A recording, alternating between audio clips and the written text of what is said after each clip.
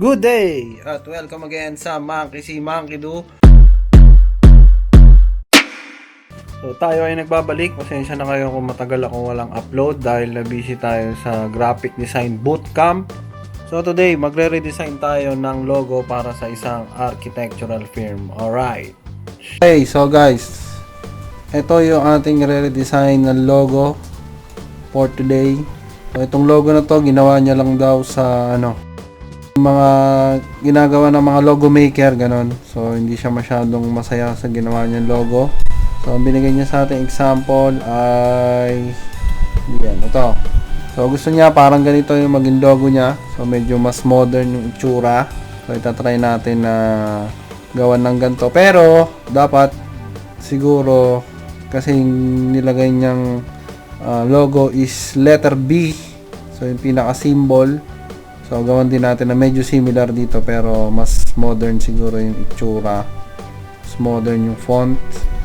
So ayan, save ko lang to para meron tayong reference. Okay, so syempre ang ating SOP pagdating sa pagdi-design, tumingin muna tayo ng mga references. So ang kadalasan ko tinatype kasi pag ganyan, yung mga letter logos or mga logo mark ay B, logo designs, or kung ano man yung letter ng gusto ng kung anong business name nila. So ito mga pangit na yan. So yung mga ganito yung hinahanap natin guys siguro. Yan, so medyo mga ganito or ito mga ganyan, no? So ito yung mga inspiration natin. So kukuhanin ngayon natin is yung tinatawag na look and feel. Yun yung term na ginagamit sa graphic design, is yung look and feel. So, syempre kukuha muna tayo ng typography. Yan, so meron na ako dito Gotham. Tapos ginawa ko na lang medium, pero pwede rin yan medyo bold. Kaya lang kasi medyo luxurious to, so pwede na siguro tong book o kaya medium. Pero mamaya paglalaroan pa natin kung pwede nating gawing serif kagaya nito. Tapos yung architectural design na sa baba ay naman siya, sans serif. Syempre yung color na gagamitin yun pa rin, itong gold at saka navy blue. So okay naman yung color na yan, no? So yun, dahil ang design natin ay medyo luxurious, kailangan maluluwag ang spacing ng ating mga letters, ng ating mga spacing between text. Yan, yung mga ganito, yung line height, ganun, para magmukha siyang social.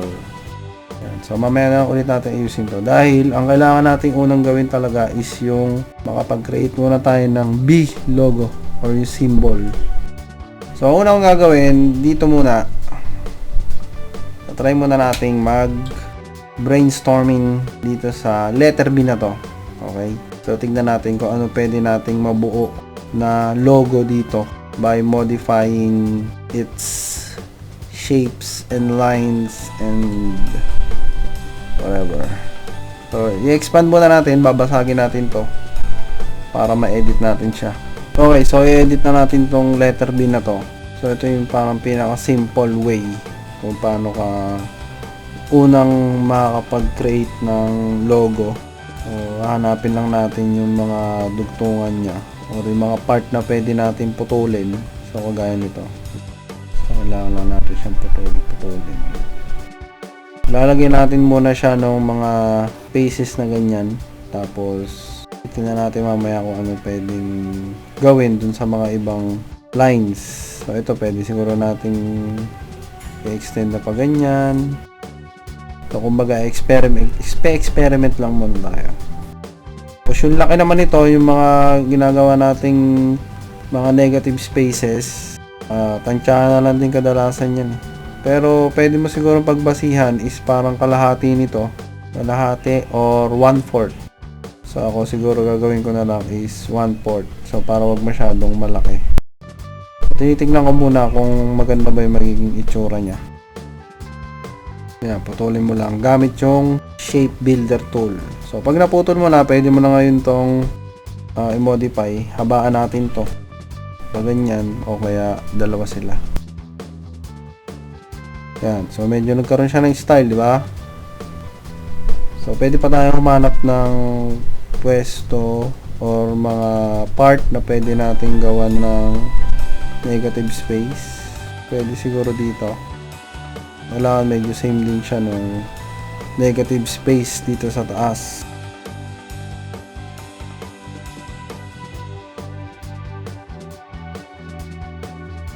Ayan, so tingnan natin kung okay ba yung tsura niya. So okay naman, kahit pa paano. Mas nagkaroon ng style. Ito, wala namang masyado mga meaning yung ginagawa nating paglalagay ng mga negative spaces na ganyan, no? Kumbaga kasi wala naman siyang instruction kung anong gusto niyang ilagay na mga meanings o mga symbolism, ganyan. Basta ang in-instruct niya lang is gawing modern yung design na kagaya nito. So ito lang yung naging ano niya, inspiration or reference, no? So wala lang iba. Kaya binasi ko lang din dito sa mga symbols na yan, which is wala naman talaga siyang mga associated na meanings. Kumbaga ano lang talaga, yung magmukhang aesthetically pleasing lang yung logo design. So ito siguro medyo okay na yan, pero try siguro natin na habaan itong part na to. Tingnan natin kung maganda. So idadrag lang natin itong part na to. So pangit ang kanyang kinalabasan. Huwag na natin gawin yan. So, pwede siguro natin i-try is gawin yung parehas na style nung kanyang logo. Ito. So, parang outline. Try lang naman natin. So, adjust lang natin ito pababa. Kasi masyado nang dumikit. So, ito pwede rin naman, di ba? O kaya lagyan mo dito para medyo madagdagan yung depth niya. Maganda ba? Parang di ako nagandahan. Okay, yung ganyan na lang siguro. Or try natin ipisan yung stroke 2. Ayan, so pwede rin naman yan. So ayan lang yung pinakauna nating version, no? So kumbaga medyo pinaglalaroan lang natin muna yung letter B nung font na Gotham. So try naman natin na medyo similar dito sa font. Tapos parang ganyan din yung treatment, no? Yung may mga putol na part. So tingnan natin kung ano pwede natin gawin dyan. So, open ko muna ang aking fonts list para makita kung meron ba tayong ganyang font. Eto, yan. Pwede na siguro to. Regatia. Medyo similar siya. O kaya itong Blacker Text. O kaya itong Chaknun or yung Colus. So, ito na lang siguro muna yung Colus tsaka Regatia. So, baka kasi gusto niya mas gusto niya na serif yung gamitin sa B. So parang medyo mahirap itong i-modify. So dito na natin kung ano pwedeng gawin. Dito baka mas madali. So ito parang medyo mas madali nga siya. Ayan. So kung gagayahin natin yung kanyang example, dito ang ginawa, may pinutol yung mga part na kahit tanggalin mo, mababasa pa rin yung mga letters, no? So hanapan natin ngayon itong letter B, yung mga part na parang pwede pa rin mabasa. So siguro dito sa part na to, so dalawang yan. So itatry lang natin. Problema kasi dito, baka magmukha siyang number 3. So ito parang pwede na rin, no? Kaya lang kung puputulin pa natin itong isa sa ilalim. So hindi na masyadong maganda tignan. Siguro ito pwede na kahit paano. Pero parang hindi ako masyadong nasa-satisfy. Try natin siyang i-remove na to. Tapos try natin siyang i-rounded itong corner. So medyo okay na rin. Baka sakali na magustuhan ng client. Pero siguro kung kakapalan natin to, baka naman mas maging okay. Ganun lang naman sa design no? Kailangan nating explorein lahat ng possibilities.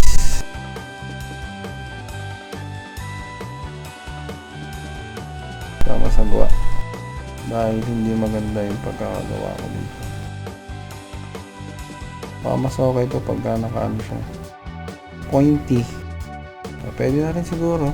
Baka sakaling magustuhan na rin ng client. Then, try natin yung font na gamitin is, kaparehas nito, Regatia. Parang pangit na pag ito na lang, yung Colus.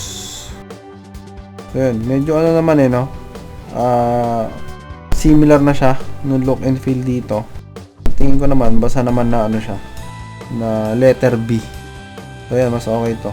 Tapos, siguro, gawin na lang natin navy blue naman yung text. Tapos yung sa baba, yun naman yung yellow. Baka gusto niya rin ilagay yung kanyang cellphone number. Kaya lang, hindi kasi advisable yun diba? Logo. Tapos may cellphone number. Pwede yan sa business card, pero yung sa logo lang talaga. Parang pangit. Okay, so ngayon na nakagawa na tayo nung logo na medyo similar ang look and feel dun sa kanyang example na binigay. Try ko naman gumawa ng medyo mas customized, no? So, hindi natin pagbabasihan yung hindi tayo kukuha nung font or text tapos minomodify. So, kagaya ginawa natin dito. So, try natin gumawa ng medyo similar dito sa dalawang to. Parang blocks of shapes. So, parang ganito. So, ang gagawin natin ay kukunin natin ngayon tong structure nito, tapos bawasan lang natin ang kanyang opacity, then create tayo ng rounded rectangle pala muna, tapos rounded natin itong corner na to. Ayan. So parang kukunin lang natin yung shape nitong letter B, tapos ito pwede natin lakayin. So medyo dagdagan natin yung spacing dito, no? So yan, kumbaga ito hindi natin gawing basis, or actually yung iba pwede na rin to, no, as logo, pero pinignan natin kung anong pwede nating idagdag para mas siya, mas magkaroon ng visual impact, no. Pero tingin ko naman ito okay na din siya, no. So, kung pwede mo nalagyan ng parang symbol siguro dito, no. Pangit. Kung iusog mo kaya ng paganyan, pangit din. Kung magulo to, pwede rin naman. Pero kung outline kaya, try natin yung isa ang outline. Yung isa ay filled. Ito, kaya parang pwede rin siya, no? So, try naman natin na nandito yung kanyang logo, tapos dito sa right side yung text. Kumisa kasi sa mga ganitong klase ng logo design or ng design brief, tsambahan lang talaga minsan kung ano talaga yung makukuha ng kliyente mo na design, no, na magustuhan niya. Kaya kailangan mag-create ka rin talaga ng maraming version, kasi minsan makakatsamba ka rin talaga. Yung akala mong hindi maganda para sa'yo, yung pa yung nakukuha ang design, di ba? So ito pala, parang medyo na-realize ko na pwedeng maging rin siya, pwede rin siyang maging letter D, no? So kung babasahin mo siya, parang pwedeng B ito, tapos ito naman is yung letter D na pinahaba. So siguro baka pwede natin siyang lagyan ng butas dito sa gitna para mas magmukha siyang letter D. Tanong na lang is kung gaano kahaba or gaano kalaki. So ito okay na rin naman siguro, or try natin na mas maliit. Pwede rin naman to, pero kung baka mas okay pag bilog lang, although hindi siya magiging mukhang ito, pwede rin naman, no? Pamukha na rin siyang letter D. Then kung ito, ilalagyan natin ng mas maliit, okay din naman, pero parang mas okay sa akin kung ganito na lang yung itsura niya. Then ito, okay pa rin naman kasi nagmukha pa rin tong letter D, no? So, tsambahan na lang ulit kung magugustuhan pa ni client yung ganyang approach, no? So, ito na, last na version na gagawin naman natin. Try naman natin gawin yung para mga ganito. Yung pa-outline siya na mostly made of lines. Yan, parang ganyan. Pero mas minimalist siguro gagawin natin kasi medyo parang masyadong komplikado yung iba rito. Siguro along the line of this, saka ito, yan. So, ito na lang din siguro yung kunin nating shape. Magawa ulit tayo ng box, tapos outline natin.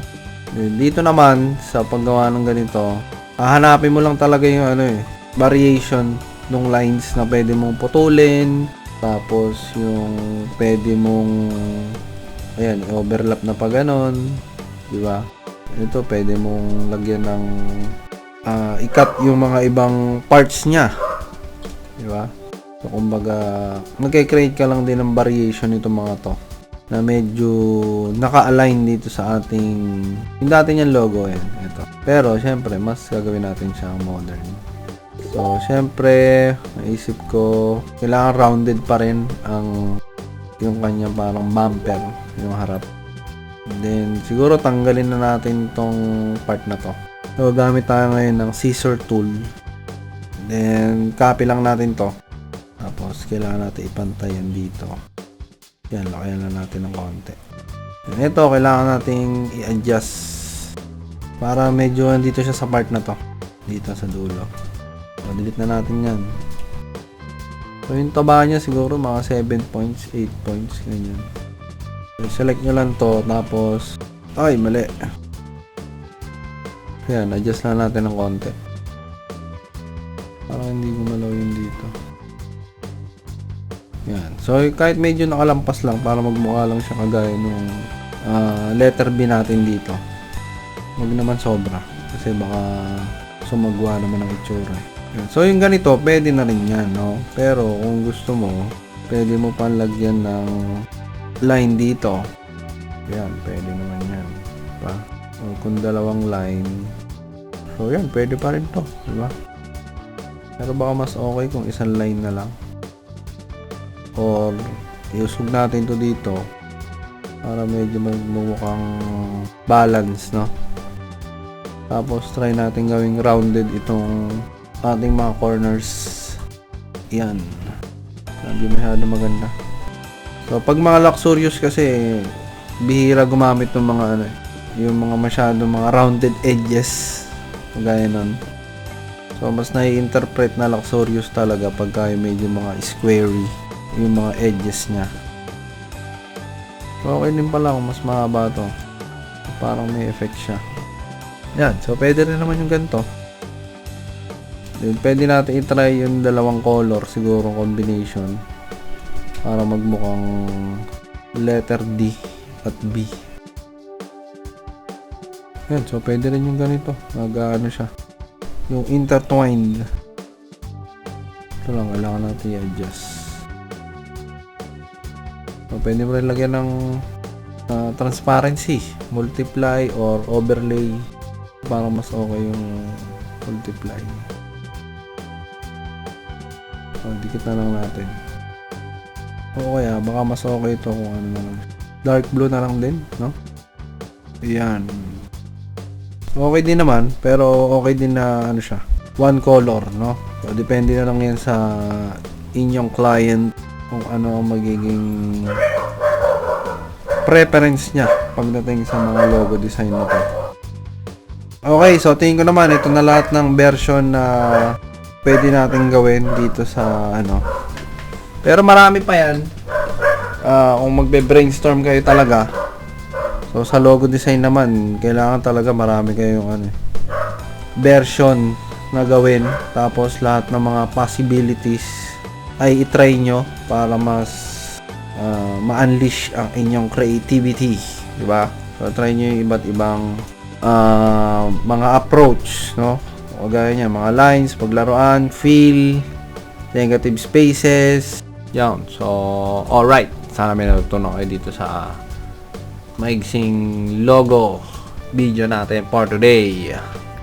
Alright, so yun lang naman para sa video na yan, no?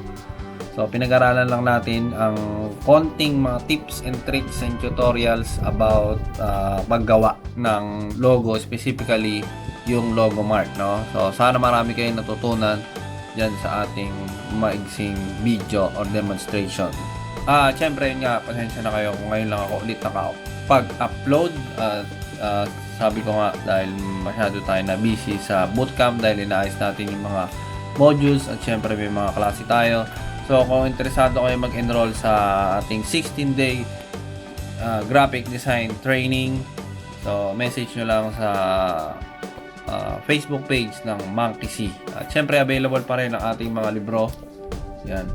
So, logo book at yung panimula sa graphic design. So, available in Lazada and on Shopee. At like nyo na rin yung video kung nagustuhan nyo, share nyo, tapos subscribe na din kung di pa kayo nakasubscribe at hit the notification bell buttons. Alright, so watch out for more videos at follow nyo rin yung ating TikTok page, pati Facebook Reels. So minsan nag-upload din ako dyan ng mga short clips or short tutorials.